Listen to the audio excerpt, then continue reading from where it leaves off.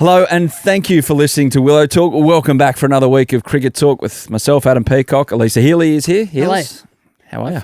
I'm feeling a lot better this week too, everyone. So I'm a little less dishevelled than last week. So thanks for hanging in there with my influenza. Bradley Haddin, how are you, Hadds? It's good to be here. Good sporting weekend for you both? Well, not overly. No? Bulldogs won their trial game, so we're on for another top 8 this year. Yeah, not overly.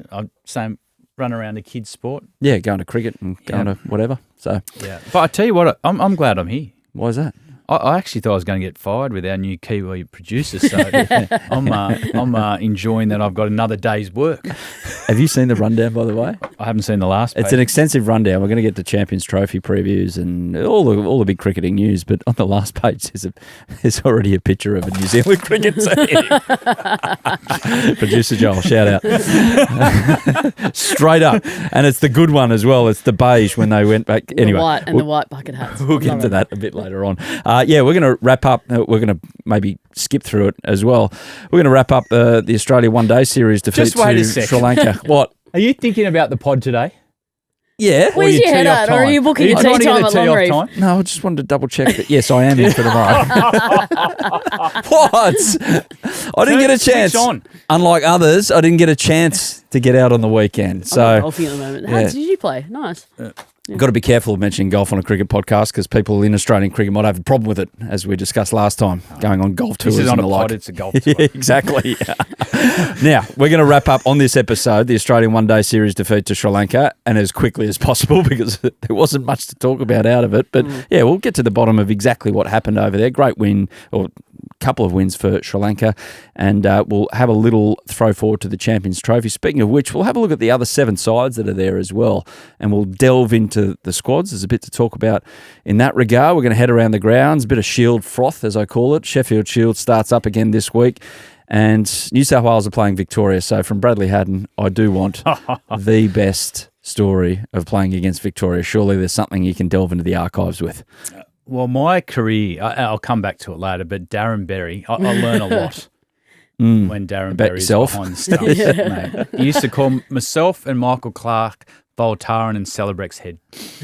I'll get into it later. We'll get to that. What about the women's side of things when you play against state v state? What's the biggest, a lot of chirp? New South Wales, Queensland. Yeah? Yeah, that's still the biggest, and anyone else in Tasmania at the moment for some reason. Tasmania? I don't know what it is. Tasmania? Yeah, everyone loves beating Tassie for some reason. Just on New South Wales, Queensland, do you find it hard, given that you spiritually are a Queenslander? Never played sport for Queensland, thank you, Adam. You support their state of origin team. Yeah. It makes no sense. But I've only ever pulled on a blue cap. So you're happy to sledge a Queenslander playing cricket yeah, and then cheer like nobody's business when they play rugby league? The irony is that I am playing so I was born in Queensland playing for New South Wales. Georgia Redmayne, born in New South Wales playing for Queensland. So... we can't really have a go at one another, can we? No, true. True. Yeah. And we'll get to Sundries. 20 years ago, as we record this week, the first ever T20 was played, Australia against New Zealand, which is why we're bringing up the photo that's on the last page of the rundown. Haven't seen it. But we will get to that. A quick reminder to get in touch with us on social media. Follow along on TikTok, Instagram at Willow Talk Podcast.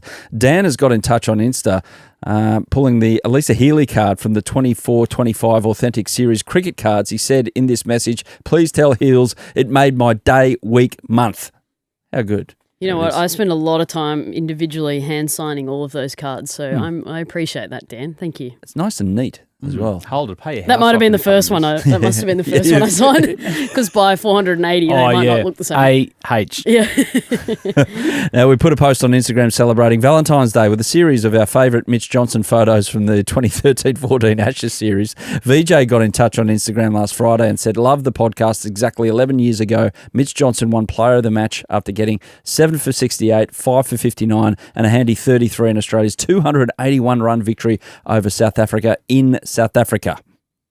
What was your contribution in that game, Bradley? We won. What was your contribution? Well, I tried to hit the third ball I faced, I think, for 6 off left arm spin. I think it was Pietersen. Stumped. But I tell you what, if I'd have got it, it would have gone a long way. Would have gone to Madagascar? Yeah, it was good. But that was off the back of the Ashes. That was an ordinary wicket. I don't know if you remember Emler getting hit straight in the face. Graham Smith getting his hand ripped off. Yep. Then I think it was Ryan McLaren came out and Mitch hit him behind the ear. And I was first to him. I said, "Oh, you all right?" He goes, "No, I'm right." I said, "Oh, mate, you're not." Had blood coming out of his ear and his eyes were rolling. But he wasn't a great wicket. What I do remember is Alex Doolan taking 2 unbelievable catches at bat pad. Steve Smith and Sean Marsh getting 100 on a dodgy wicket. It was a bit up and down, and AB de Villiers playing a different game. We threw everything we could at him. Mitch was bowling like the wind. He was walking into his line and playing him like a left-arm spinner. We sledged him. We bounced him. And in the end, we just said, I hope he gets bored. And in the end, he just tapped one to cover for 90, but he was playing a totally different game than the rest of us. It's not fair when players do that, I'd imagine, when you're out there, Heels, and you see some other player on another. You basically... Well, as my old man used to say, you're bowling for a run out. You're hoping that something stupid happens because they're so in control. Yeah, it was basically our summer.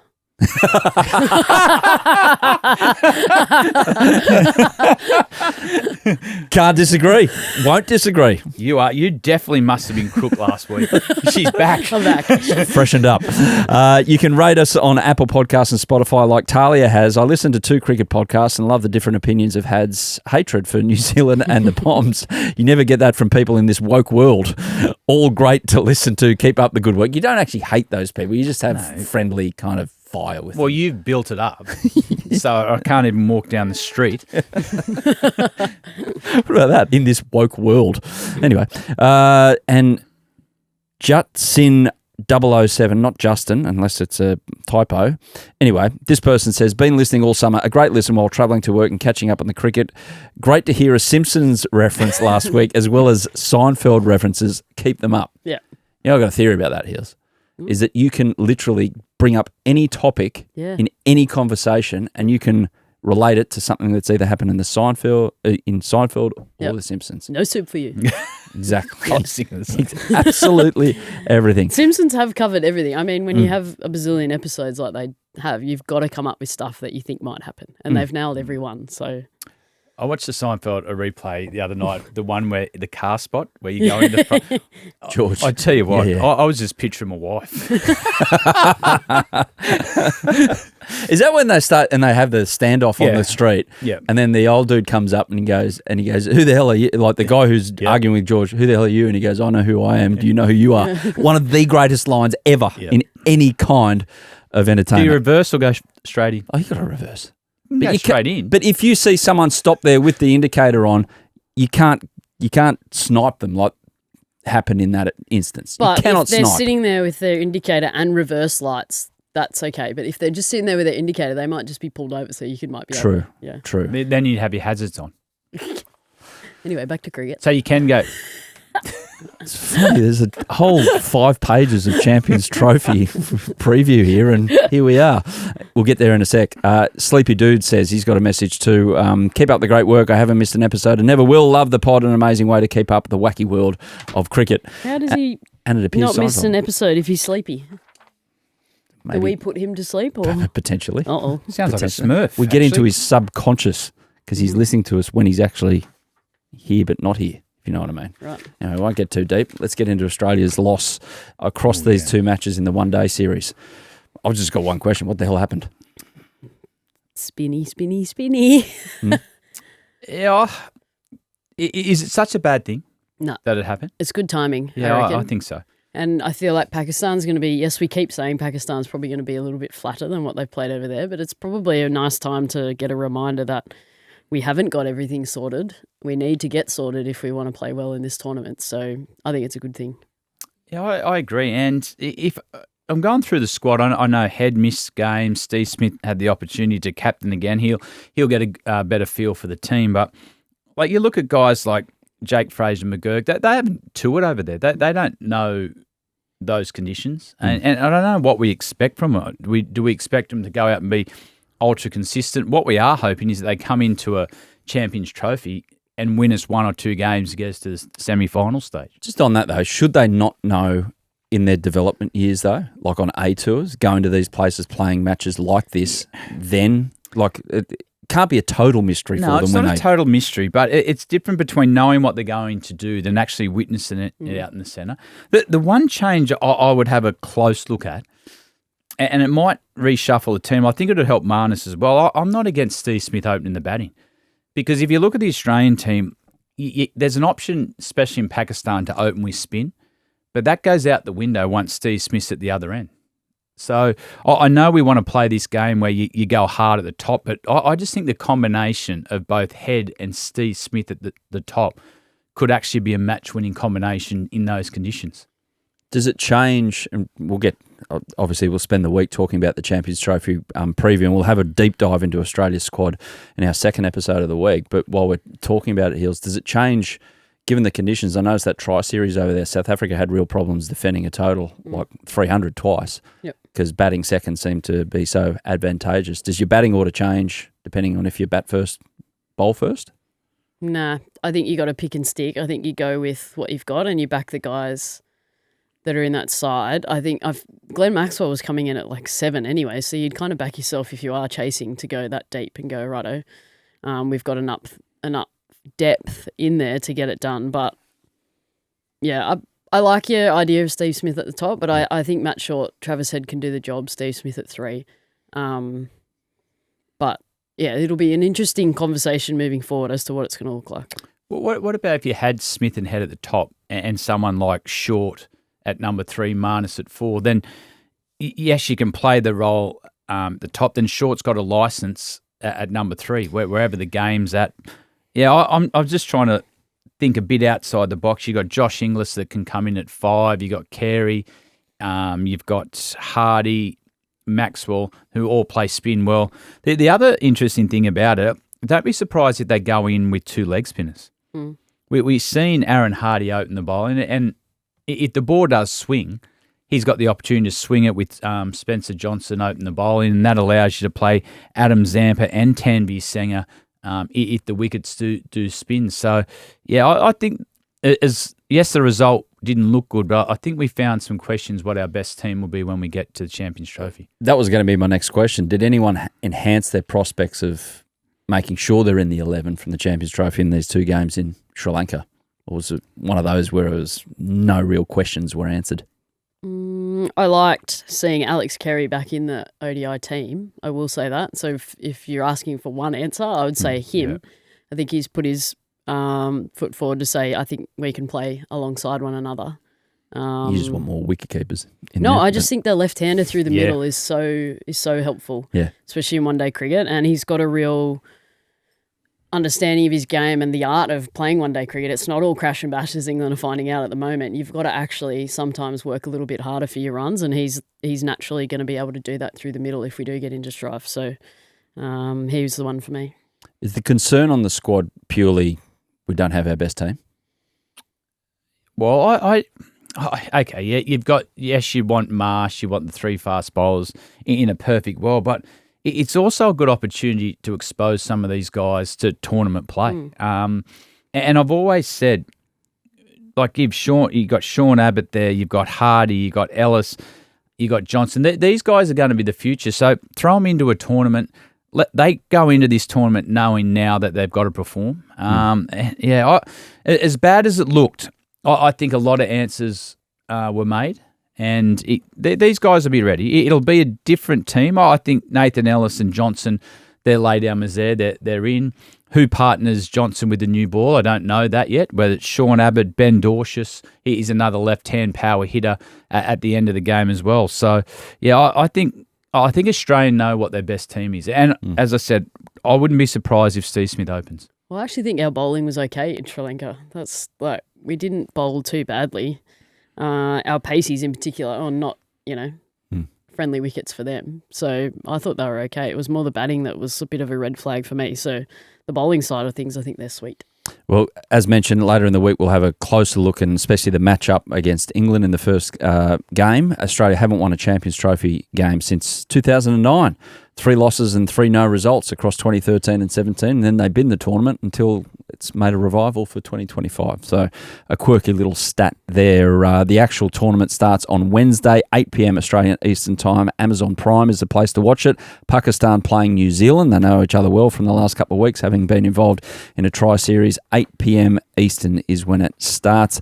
We're going to go through shortly, before I get to one thing, the remaining 7 teams and give you a percentage chance to win. And we're going to nominate each team's Lawnmower Man. the person you cut off the lawnmower to go and watch. Slightly strange if you're mowing the lawn at 1 a.m.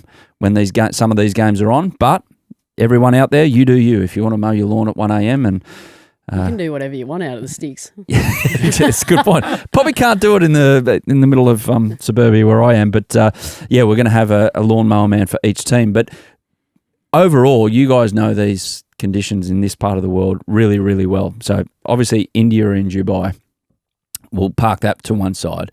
In Pakistan, on Pakistan soil, conditions in daylight hours, nighttime, how does it change? How variable is it? How close is it to, say, Indian conditions? Where does it land?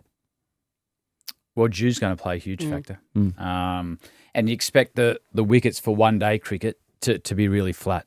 So I think up front's going to be really important to get wickets. If you don't get wickets with that new ball, it's going to be hard to contain teams through the middle overs. And the big factor, if you're batting second, is it's going to be an advantage, I think, because the dew. It takes the spinners out of the equation.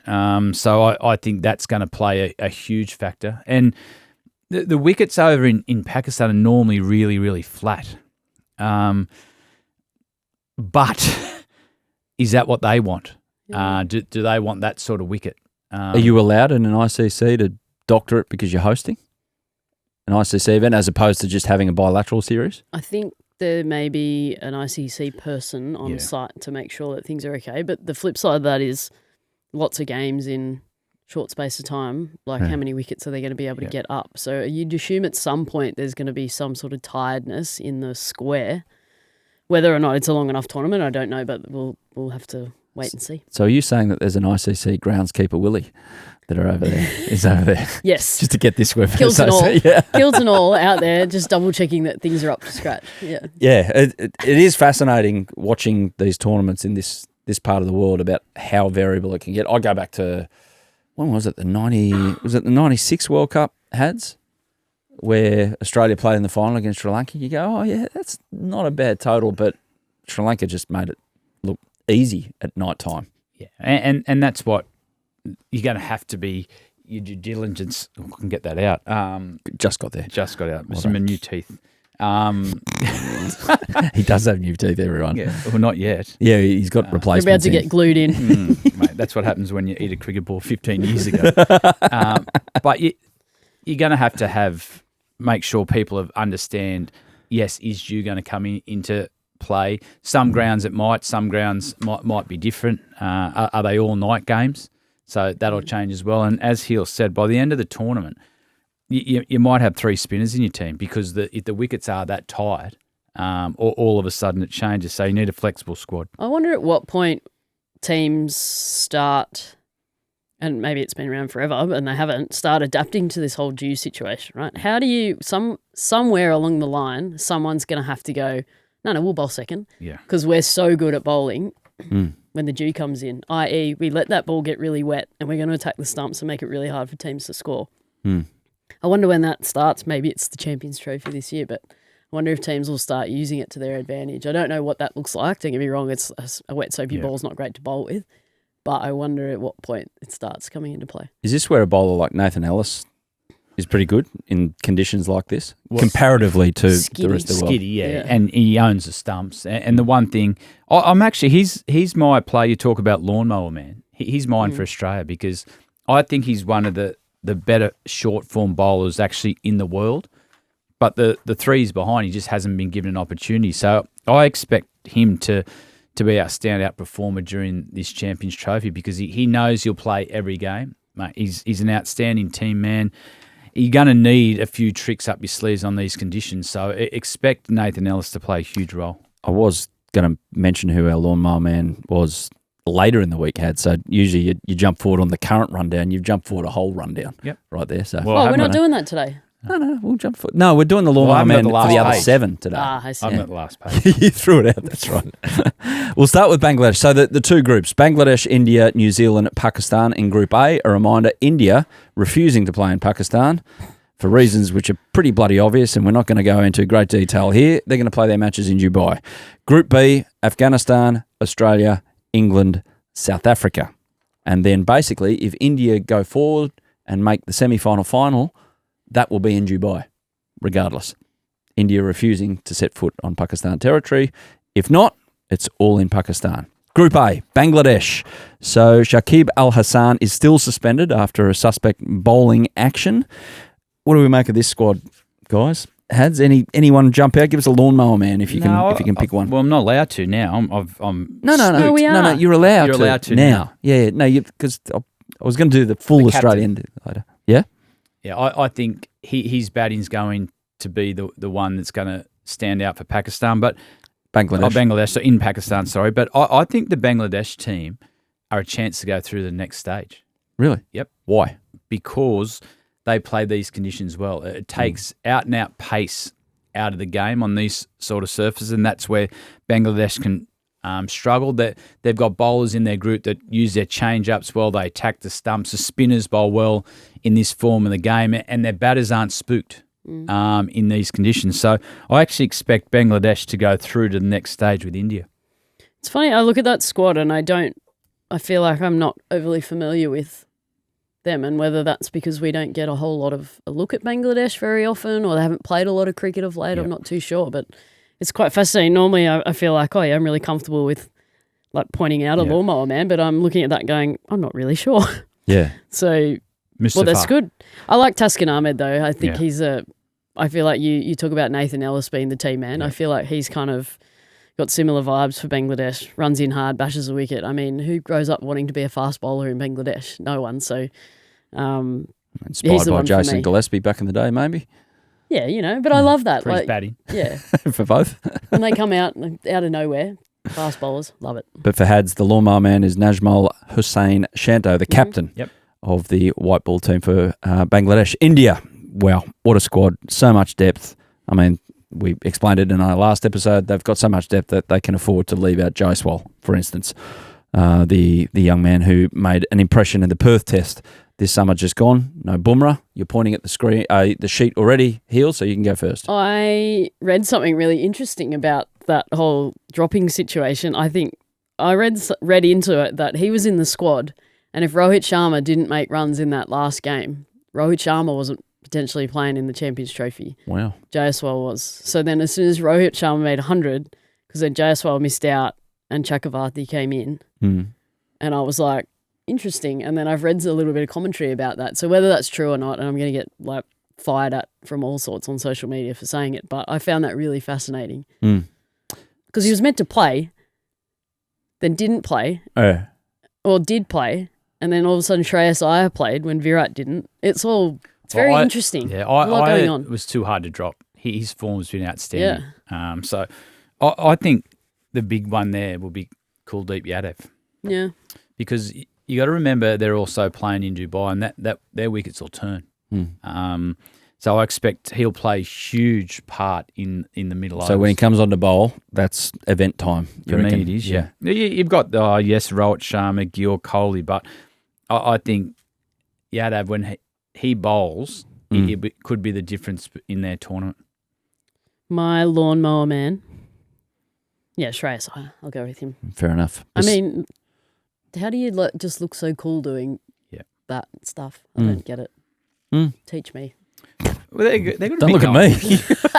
They got a bit going on as well. You got Cahill Rahul. He's keeping and Pant's not in the team. So, mate, not to have Rishabh Pant in your team, do you have to find a spot for him? I would have thought there? so. No, I don't think you need to. Like, look at how much power they've got without him anyway. Oh. And Hardik Pandya's back in there, which makes it probably challenging to have then another batter in because he's going to do both. So percentage chance of winning the thing? So if we had 100... 99.9. So 100 points to give out for the 8 teams all up, a maximum of 100 points sleep last night? aggregate. No. So we didn't go Bangladesh. Yeah, well, you give them like a 1% chance of winning the whole thing. I think they're going to get in the semis. Bangladesh? Yep. Okay, so you give them a chance, but not a great chance. Okay, so we have 100 tokens to hand out. Yes. All right, and I'm going to give India 60 of them. Wow. Okay, better than a... Yeah. Whew. Yeah? I'm going to give them 50. 50? Okay. Yeah. So 50 for the rest of the field, but they've... I'm going to give Bangladesh 7. 7. tokens. Okay. I'm just trying to break that up between. No, you're going to end up giving 157 tokens out. Yeah. I'm not I got sure a lot of that tokens. Indian camp can be that happy. I don't care. They've got to. I feel like they actually have to win this. Well, yeah. Or the coach goes. I just feel like they're in a point now where they have to. They have to win ICC tournaments, and I feel like they've picked a side to win this Champions Trophy. I feel like a lot of other sides have got people missing. There's a few injuries, people sitting out. India are full strength, and I feel like they have to win ICC events, and this is the start. They're literally getting draws their way before the tournament starts, which help them. Not saying it's the reason why they win things or go well, but well, the conditions suit 60 them. tokens. Yeah, they're going to 60. Dubai. It's going to turn. They're going to play those conditions better than anyone in the world. Yep. See if they have a golf tour as well. Some nice courses over there. Well, funnily enough, I did when a few of them lobbed into Australia for the Border Gavaskar. I saw a few golf bags on their bags as well. So they must sneak around as well. Infiltrating the cricket world. Yeah. It's true. New Zealand. So they've been over there adjusting to conditions in a tri-series. Decent squad for New Zealand. Kane Williamson amongst the runs as well in that tri-series, which was good to see. They've got power with Daryl Mitchell and the like. Devon Conway is awesome when he gets going. They've won their 4 prep matches, 2 against Pakistan, and they beat South Africa and Afghanistan. Ravindra, by the way, is still being closely monitored after missing that ball in the deep when he was fielding in one of those tri-series matches, and he had a headache for a few days, hasn't played since. Hopefully he comes good. Who's the Lawnmower Man out of this mob? Ooh. Glenn Phillips. Yep. Agree. Oh, look at you two.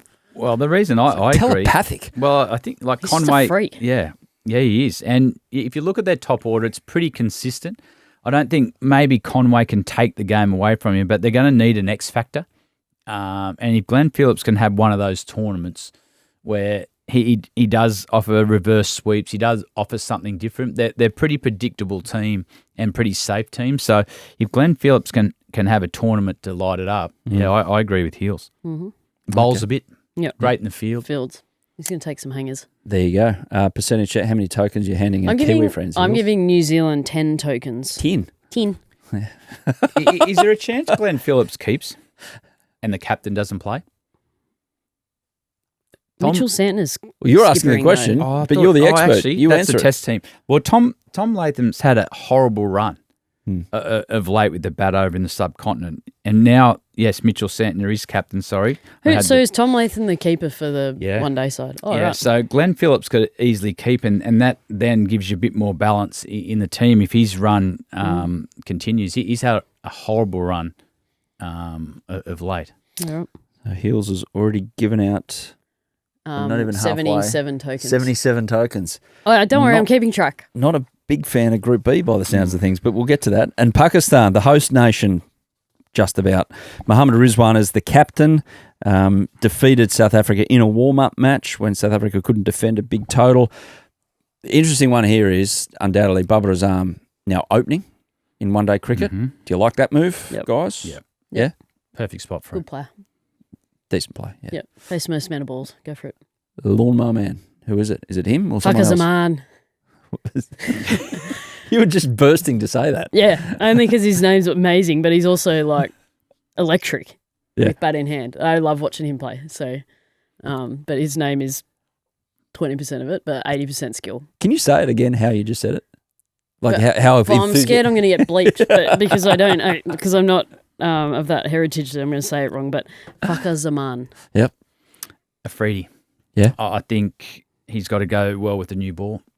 If he gets wickets up front, then they can put some pressure in the middle. But I don't think they'll go through out of the group stage. Oh, no percentage. No. Low percentage. Yeah, Nazim Shah as well, damn. Yeah. I think they're going to panic because they're hosting. A lot of pressure. Yep. A lot of pressure. Yep. Home tournaments, and there hasn't been one in Pakistan for a little while. Yep. If they have one bad game early, things can turn tokens. real quick. The Heels tokens. I'm going to give them. Oh no, I'm handing these out willy-nilly, aren't I? You might have to. I'm going to give down. them 3 tokens. 3. Yeah. Less than half of what you gave Bangladesh. You gave them 7. Oh yeah, because I was trying to be friendly early. So you've used 80 tokens on Group A. All right, so I'm going to take 2 off Bangladesh and give them 5, and then I'm going to give Pakistan also 5. Okay. Yep. You keeping India at 60? Yep. Okay. There you go. The token giver I've got 20 left. has spoken. Look forward to hearing what she has to say after the break here. We've got the drinks break coming up. England, bit happening there. Kevin Pietersen has teed off. We've got Sundries as well and shield froth. Here we go, continuing our Champions Trophy preview. Group B we're into now. So this is Afghanistan, England, Australia, which we'll touch on a bit later in the week, and South Africa. But the other three teams in Australia's group, starting with Afghanistan. It's their first ever Champions Trophy. They did so well in the most recent T20 World Cup. Rashid Khan, number one bowler in the rankings, one-day bowler that is right now. They've got the ever-talkative Ramnalla Gurbaz once again. He's one of my favourite cricketers to watch and listen to. So Lawnmower Man, that's Yeah, it. Gurbaz. Yeah, he's awesome. Because you mightn't have to wait too long to go and get your lawns done because he's either 0 or 100, but he's worth watching. Absolutely. Do you give Afghanistan... You were big on them before the T20 World Cup Hadds, and they backed it up with a good performance. Are you as bullish about their chances in this one? Well, I wouldn't want to be in their group, Afghanistan. The conditions, if they do start to turn, we expect the wickets to be flat, but they got no demons with the wickets here. They don't have to worry about pace and bounce. They're going to cause a few upsets in the group stage. I'm not willing to write them off. I'll give them 10 tokens. Ooh. Oh, you're giving out tokens now? Yeah. Oh, Yeah. Pakistan a token for the tournament just to they can have none. I'm giving Afghanistan 5 tokens as well. Yeah. I feel like they're just as good of a chance as, Pakistan, Bangladesh of knocking off some of the big teams. So not saying they're not the big teams. They're in the Champions Trophy, but 5 tokens. I'm also going to lower India to 50 because I just realised I've got some I knew you would. issues. I was trying to, before the break, I was trying to tell you. I should have prefaced this episode by saying my maths was pretty shit at school. So, or I'll just get 110 tokens. I just need 10 more. You like one of my kids, the Showbag Pavilion at the Easter show, and I've given them $30 and they've gone and spent 25 on the first one. Yeah. I know what will happen off the back of that. Yeah, it's get the twisty one for $5. Yeah, no, Dad, can I have $10 more because I want to get this one? And then they'll put the sympathy eyes on and everything like that. I shouldn't have let you get the more tokens, but yeah. No, that's not going to work. You'd be a pushover. No, not now. Not in middle age and grumpy with the world. Grumpy at the sun coming up too bright. Come on, sometimes. mate, let's go. England. Speaking of grumpy. 1 token. Okay, here we... What? 40. Hang on. You're going for 50 and then 40. You're putting all your Whoa. two horses. Okay, hang on. This is the most you've ever disagreed, you two. The most disparity of an opinion I think I've ever heard on Willow Talk. So, Ben Duckett is in. Yep. He's playing. Bethel is out, obviously. Kevin Pietersen has teed off. We'll get to KP in a minute. We'll park him to one side. I want to get back to the fact that you've given them absolutely no chance. Yep. And Hadds, you've basically said they're favourites for the tournament. I didn't say that. Well, you've given them 40 out of 100 tokens. Second favourite. Well, I think they've had great prep. What? By losing. They got pumped by India. Well, Australia out of the tournament then. Yeah. We said that was good prep. They got used to conditions. They've played India, won't get any harder. Yes, there was not a great result on paper, but man, I think they're a real chance. The wickets will suit them. The flatter wickets. We know when you're talking about baseball on flat wickets, they have been willing to probably go the extra gear. Other teams won't. So I actually give England a red hot chance to play in the final. My issue with it, and just watching that series, is I think, correct me if I'm wrong, 2 of the 3 games, Josh Buttler won the toss and wanted to bat first. And we talk a lot about the dew factor and how flat the wickets are going to be under the lights. Yeah. So why take out all of your strengths and bat first? Was he preparing for that possibility, though? Maybe, of it but happening? I just... The only thing I worry about with them is that they've just seemed like they've got no gears at the moment. It's like they've got Joe Root, Josh Buttler that know how to sort of craft an innings, and the rest of them around them seem to have one game plan and one game plan only. And if that doesn't come off, you put a lot of pressure on 2 guys, and that's exactly what happened against India.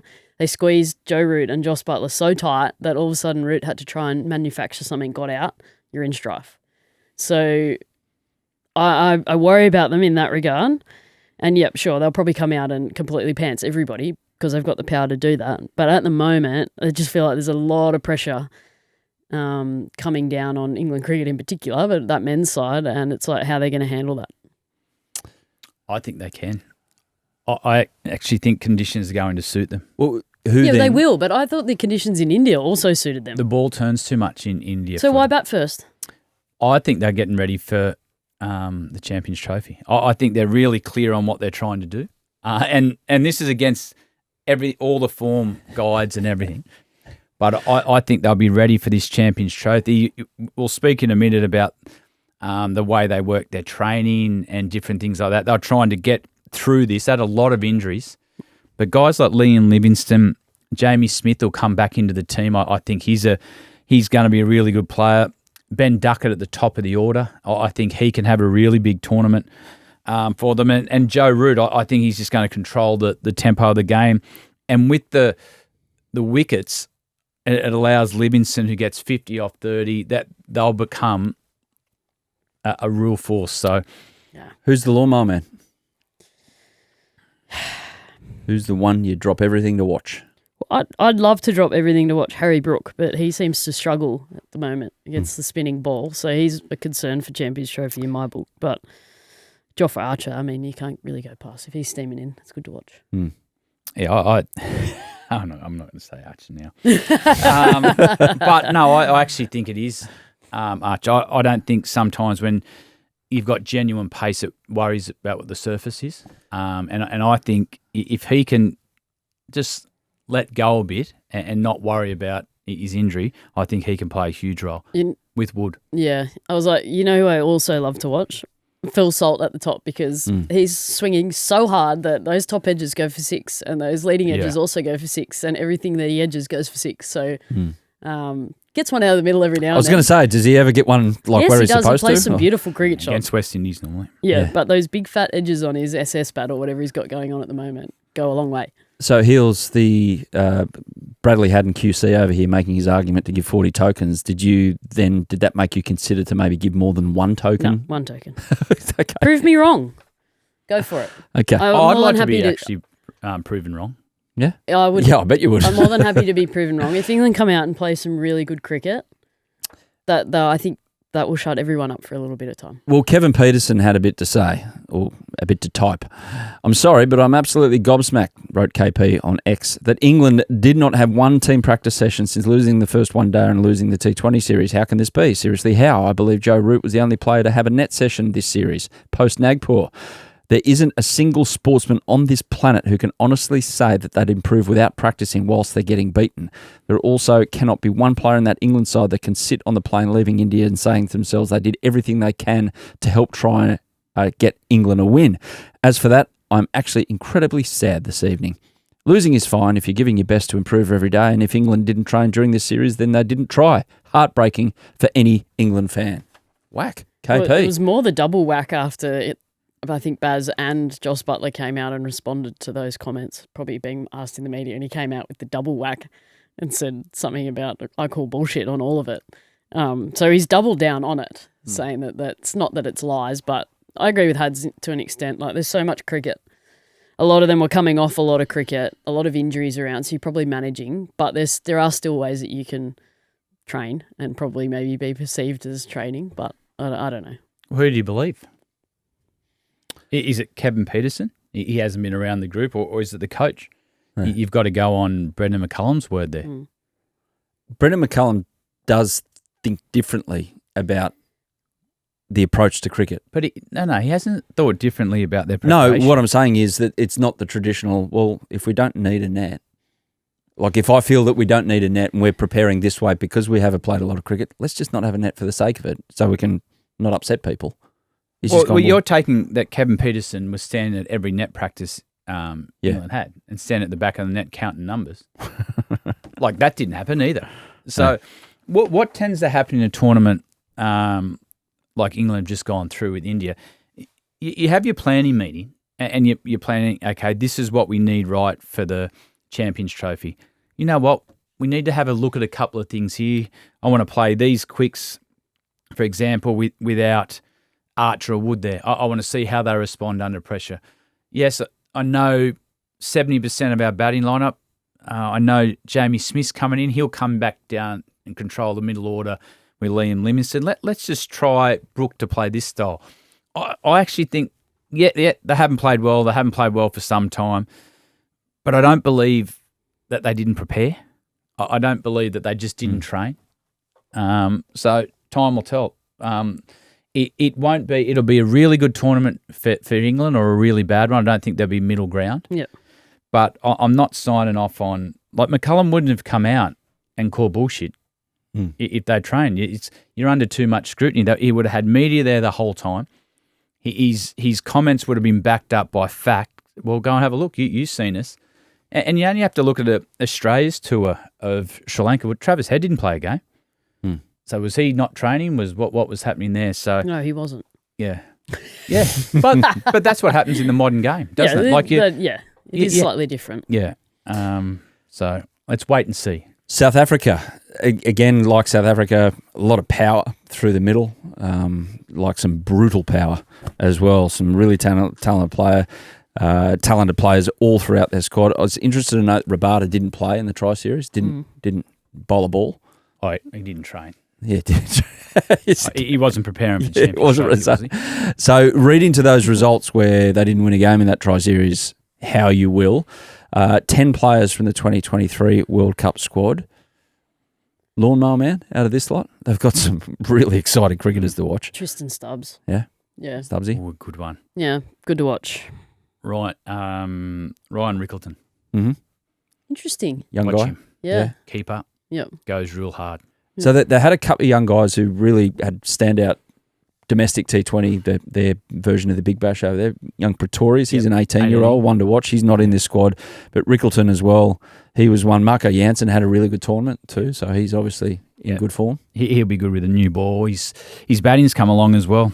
Klaasen, we know, mate, he's one of the best players in the modern game in this role, especially in these conditions. But, mate, Rabada, God, I don't know how he's going to do anything. He hasn't trained. But he's preparing for it. But, watch this Ryan Rickleton. How many tokens? I'm giving them 10 tokens as well. So how many does that leave for Australia? 10. For later in the week. Okay. So I've given Australia, South Africa and New Zealand the same amount of tokens to win. Okay. Yep. Bradley? 2. I got them as team to beat. As stupid as that sounds in an ICC tournament. I wanted to give them 12 tokens, but then it only leaves me 8 for Australia. But I feel like they're just as good of a chance, So going 10. Do you play golf? You've been in the sun. I think they had their moment at the World Cup, South Africa. No, but I think this is their chance to win an ICC event. I'm not downplaying the Champions Trophy. It's still a big deal. It's the top 8 teams, right? But I feel like this is their chance, and it's such a good team. And I hope they go on and do really well. Mm-hmm. What happens if they bow out of this and get beaten in 2.5 days in the Test Championship? Don't be like that. Gosh. Don't be like that, Bradley. No.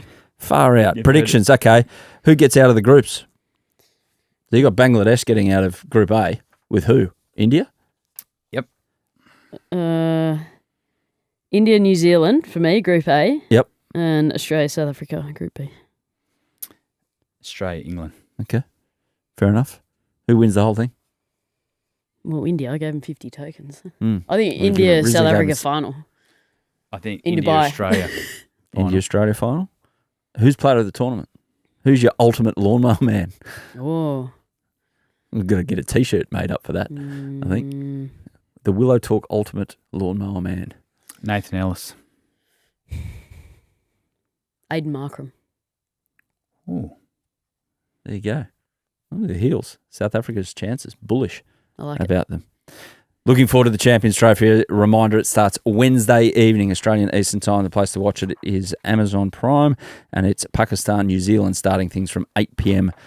Eastern Time, Australia. And we'll have a delve into Australia's chances before that big first-up match next weekend, the Champions Trophy for 2025. Sheffield Shield, some more Shields starting up this week. New South Wales play Victoria.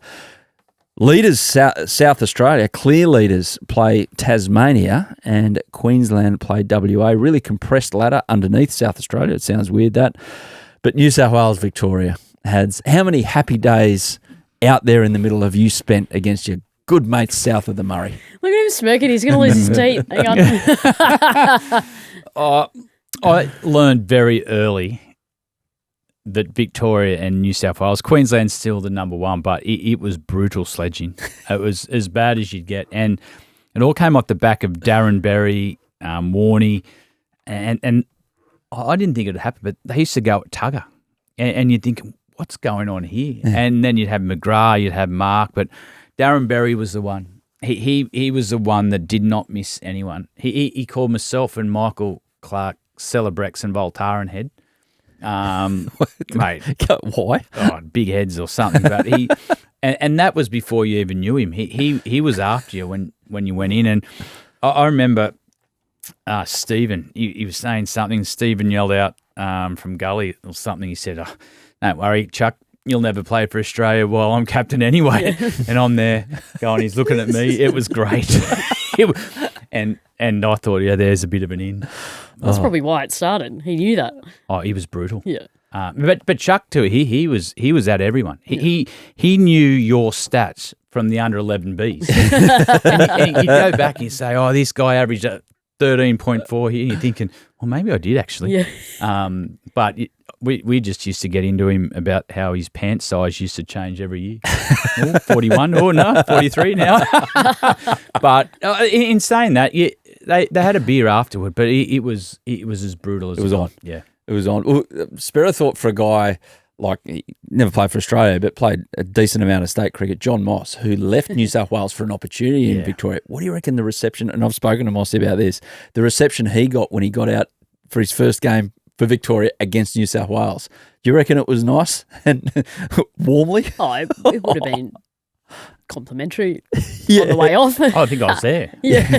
You had to go down there to get, because you weren't good enough for us, because you're hopeless. The words to that effect, basically. That's what I've been told. I can imagine Mossy telling that story. Yeah. Is that fair?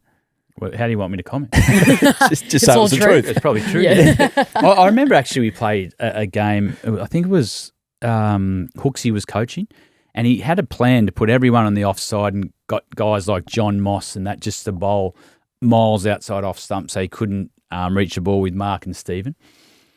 And you showed the difference. Junior goes, I'm not doing this. Topped it up. Yeah, he's abusing Hooksy on the way off, and Tugger just said, fuck you. Yeah. And he got 200. Yeah. He just knuckled down. And as they kept walking off at the break, he's abusing Hooksy, then Berry's abusing him. It was ruthless cricket. But one of the best games I played there, I went in with a broken thumb. So I had a broken left thumb. We got sent in on a wet wicket. And we'll 5 for not many. And about the second ball, you know how it pops and you try to get behind it, and it hit the finger on my right hand. And I went, oh no, I've broken my hand here. So I had a broken thumb and had a broken finger on the right hand as well. And I remember getting off and I said, you got to put a needle in them. The doctor said, oh, well, I can't. I can only put a needle in one, which is worse. And I said, oh, take my thumb away. And we had Brett Lee for the whole game. Oh, it was horrible. I felt sick in the guts the whole time. Then at night, about day 2, I was sitting in the bar by myself and I was having a drink, and Steve Rickson, the coach, walked in and he said, what the fuck are you doing? It's like, you got to play tomorrow. I said, mate, I've got 2 broken hands. That painkiller's worn off. I can't sleep. And he goes, 2 more. And we sat there and had about 4 or 5 beers. He said, you're right now? I said, yeah.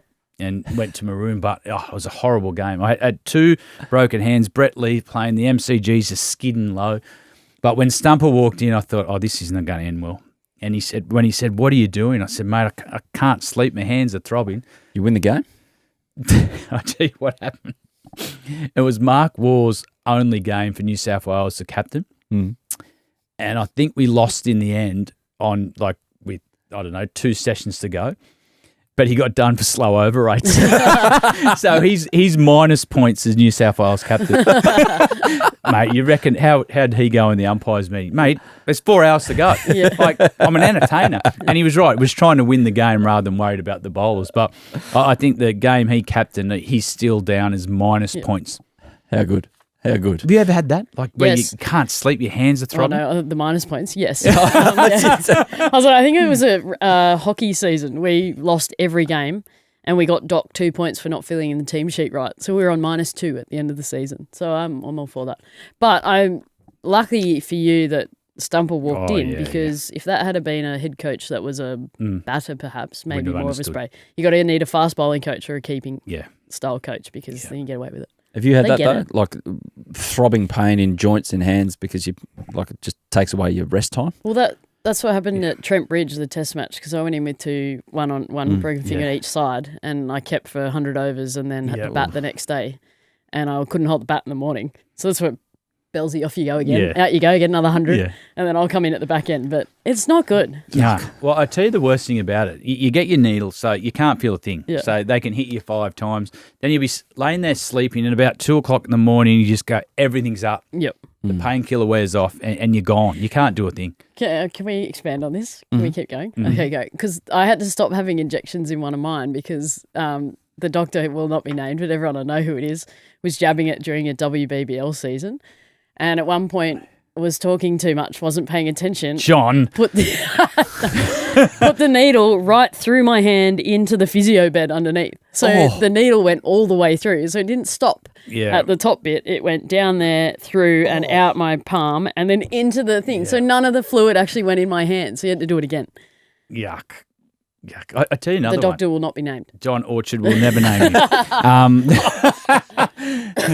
He was the doctor that stapled his Mike DeVere's head. Mick DeVere, Mate, I remember another one, and we've gone off track.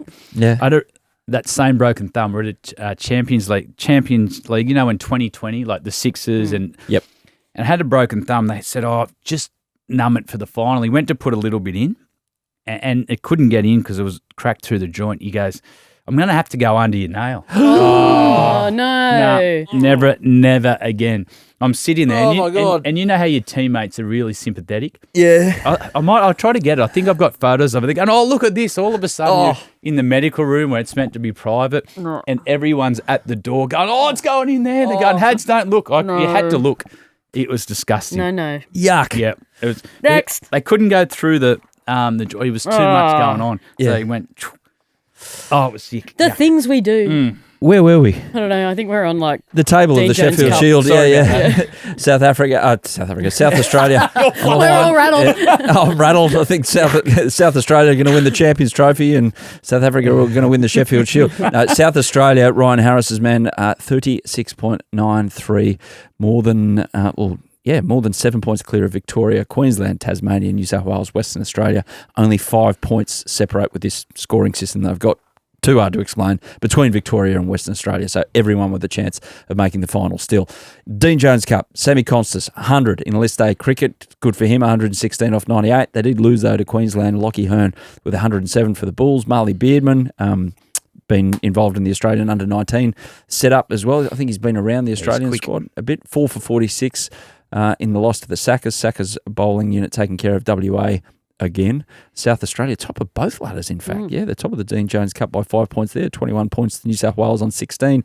And Tassie crushed Victoria by 5 wickets with 57 balls to spare, chasing 270. Caleb Jewell with 105 not. Mitch Owen, back from South Africa, 48 from 19 balls, continuing where he left off in the Big Bash final. Standouts from that lot? Ryan Harris. Yeah. Friend of the show. Getting good at celebrating. One of the great human beings. I'm so glad that South Australia are doing well. He's trusted with locals. He's made some tough calls. He hasn't played Jake Fraser McGurk in the Shield games. He hasn't warranted selection, he said. You got to earn the right to play. And he's put a bit of Ryan Harris steel into that South Australian team. So, yes, they'll play New South Wales in the final, but I'm glad Ryan Harris and South Australia are doing well. I agree, sadly, with Hadds, not the South Australia part. Sad for Ryan Harris. Sad. Yeah, no, I love that. I love Lockie Hearn making 100 too. New South Welshman. Made the move to get some opportunity and got it. Obviously worked really hard. He's scored a bucket load of runs for Toombul from all reports in grade cricket and got the nod to come into the Queensland side. So nice to see him in the runs. Well, he went up without a contract too. Good effort. Yeah, you like those sort of stories. Mate, didn't he whack Moses for 4-6 in a row? You said before he started scratching. I watched his whack, first 15 balls and he looked nervous, probably playing against New South Wales as well. You got Lockie Shaw standing there at slip, probably giving him a whole heap of lip, but he looked nervous, but then to come back to the telly and he was on 100, it was pretty cool. Sundries now and Heels, all the big names in Australian women's cricket, apart from your good self, they're at the WPL. Who's a standout so far? I mean, we're early days here, and we've got players all over the shop in this competition. Yeah, well, Gujarat gone 1 for 1. They've played 2 out of the first 3 games. So Ash Gardner's going really well, made 250s, I think, taking a couple of wickets as well. Elise Perry standard in the runs for RCB. Interestingly, no Phoebe Litchfield playing for Gujarat. I mean, stacked with international players, so how you fit her in that top order as well. But I think she'll get a game at some point. And Alana King obviously made a UP Warriors debut last night. They didn't get the win, but nice to see her get out there as well. So, yeah, I think it's an interesting one at the moment. The Delhi Mumbai game was a fascinating watch. I actually watched that in the gym on replay. Fascinating, but that competition gets tighter and tighter every year. So you can't even ask me who's going to win because I got no idea. Phoebe, what's going on? He's going to write a letter. How do you fit? You got Beth Mooney, Ash Gardner, Laura Woolvart, Deandra Dotton, and there's one other. More Australians. Phoebe, and there's one other in there internationally. How do you fit all of them in there?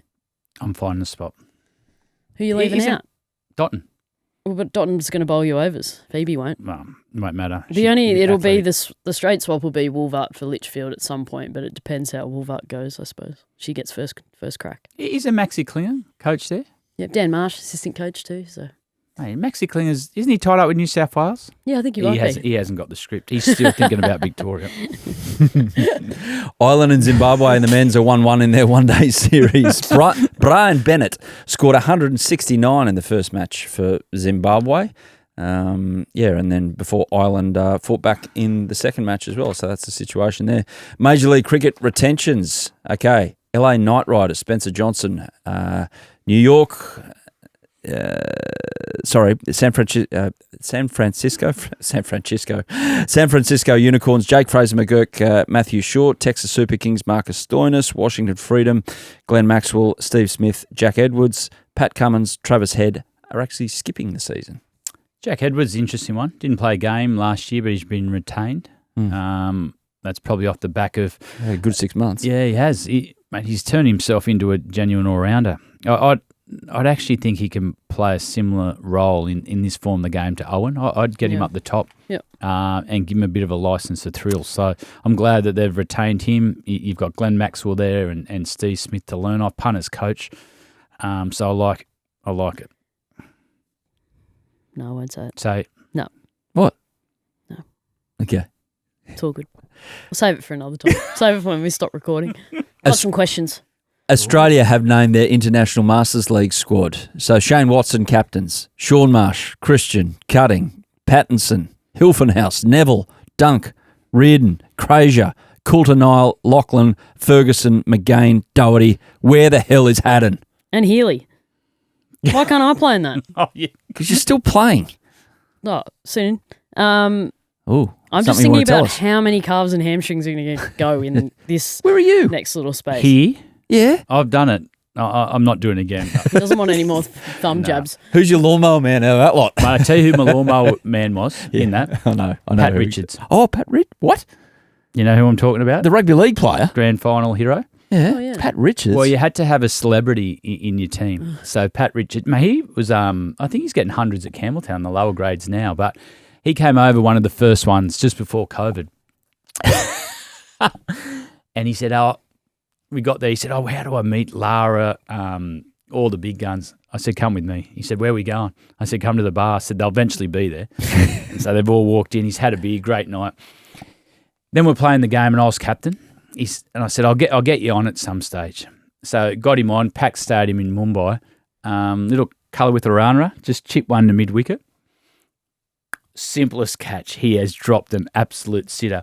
And he goes, hope no one home's watching. I said, don't worry about that. That's the least you worry. He goes, what do you mean? I said, there's probably 400 million watching this game. He just walked off. So, shout out to Pat Richards if he's listening. But he dropped an absolute dolly. But I tell you what, he had a great time. He got to meet all his heroes at the bar. I think what Hadds is getting at is he should be the celebrity in that. Yeah. I played, last time I played, I didn't get dismissed. Got 23 at the last over. Boring. Nah, story to it. Brad Hodge read my gloves out. Yeah. And he said, mate, what are you going to do? I said, mate, I'm not getting 23. He said, you have to. I said, what do you mean? He said, we won't get paid. He said, we've got to stay in the tournament or we get knocked out.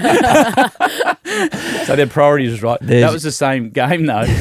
The Duke Haystow got the yips. You remember John Hastings could great slow ball, bowl on the 10-cent piece. He bowled a 20 ball over. Oh, dear. Oh, no. He got the yips and, like, he was beating me on the offside, but then he'd beat me on the leg side. His difference was 5 metres. Oh, no. And imagine in a veterans tournament where, mate, you're there for a good time, great bucks trip. Mate, the sympathy, but the best part of it was when he explained it at the bar that night, what happened. He said, my arm went all funny. He said, I was just running in and thinking, oh, I don't think I can hit that cut strip. And we said, well, you didn't. Yeah. Then we gave him another go later in the game. Yeah. First 2 balls, perfect Yorkers. Yipped again, 14 ball over. Go watch the footage of it. It's the funniest thing you'll ever see. I don't want to see that. Nah, you do. Poor guy. Was he okay with it now? Oh, well, he's got to be. Hadds is telling the story. Yeah. It couldn't have happened to a better guy because he's a great storyteller. Yeah. And we spent hours and hours him going over every ball and what he felt like. In the end, he was looking for advice and would just turn away at the crowd because we're in giggles. Now, one more memory before we go on Willow Talk. 20 years ago, almost to the day, the first ever T20 game was played at Eden Park in Auckland, Australia. 5 for 214. Shocked to see that Ricky Ponting was amongst the runs. 98 not out. Andrew Simons there as well. Kadich and Hussey amongst the runs. Defeated New Zealand by 170. Scott Styris with 66. Brendan McCullum with 36, Casper with 4 wickets, and Glenn McGrath with 2. Glenn McGrath got some tap that day, 248. 248 off. The teapot would have been out. The great photo of the Kiwi guys who decided for something new. They went old and wore the 1984 World Series Cup beige one-day outfits with the white bucket hats. Love it. Great look. And, T20 cricket has come a long way since then. Well, both teams didn't take that seriously. Yeah, clearly. Imagine if you could have your time back. I bet you they'd be taking the handbrake off, warming up properly. That was good fun game to watch. I remember the Marshall twins had the big afro. You had low button shirts, but they wouldn't do it now. No. I don't think Ricky Ponting was taking the piss. He was 98 off like 60 rocks. No, he had a competitive spirit about him for a change. For a real shock. That is Willow Talk. This episode, we'll be back later in the week to have a deeper dive into Australia's chances in the Champions Trophy and who the 11 should be against England. Tournament favourites according to Bradley Haddin. So we'll wait and see. Not favourites. I think they can do well. You gave them 40 tokens. 40 out of 100. I also spent 250 tokens. Fair enough. Heels, thank you. Thank you. And thank you. It was good to have Heels back today. Yeah, it was. We'll catch you later in the week for more Willow Talk. I was here last week. You weren't. Yeah, thanks for watching the Willow Talk podcast on YouTube. Don't forget to hit the subscribe button so you don't have to miss an episode wherever you are. And while you're at it, check out these videos up here. They're mostly good.